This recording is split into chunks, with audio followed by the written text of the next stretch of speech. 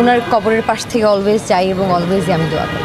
ওনার সাথে কারোর তুলনা হয় না, হি ইজ এ লেজেন্ড। অনেক ভালো লাগে একটা জিনিস চিন্তা করে, উনিও সিলেট থেকে বিলং করে এবং আমার ব্রন অ্যান্ড ব্রট আপ সব কিছু সিলেটে।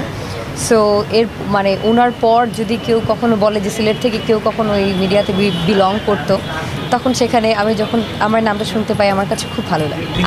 আমি যতবারই সিলেটে যাওয়া হয় আমার মাজার যখন আমি জিয়ারত করি, আমি অবশ্যই ওনার কবরে মানে মহিলা মানুষ তো চাইলেও যেতে পারেন না, আমাদের এটা একটা নিয়ম, বাট ওনার কবরের পাশ থেকে অলওয়েজ যাই এবং অলওয়েজই আমি দোয়া করি।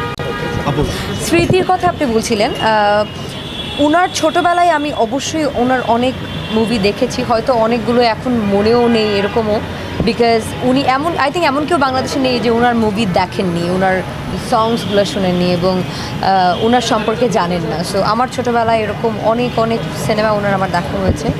স্মৃতি ওরকমভাবে যেহেতু আমি কখনো পার্সোনালি ওনার সাথে আমার দেখা হয়নি, সো ওভাবে করে কোনো স্মৃতি নেই। অবশ্যই আমরা সবাই চাই যে এটা এখন পর্যন্ত তো সম্পূর্ণভাবে কেউ জানে না যে আসলে কী হয়েছে। সো যেটাই হোক, যদি সেটা আত্মহত্যা হয়ে থাকে, মানে যেটা অনেকেই প্রেডিকশন করেন না, অনেকেই ভাবে যে এটা একটা মার্ডার, আমরা as a fan, owner fan হিসেবে তো অবশ্যই এটা বিচার চাই।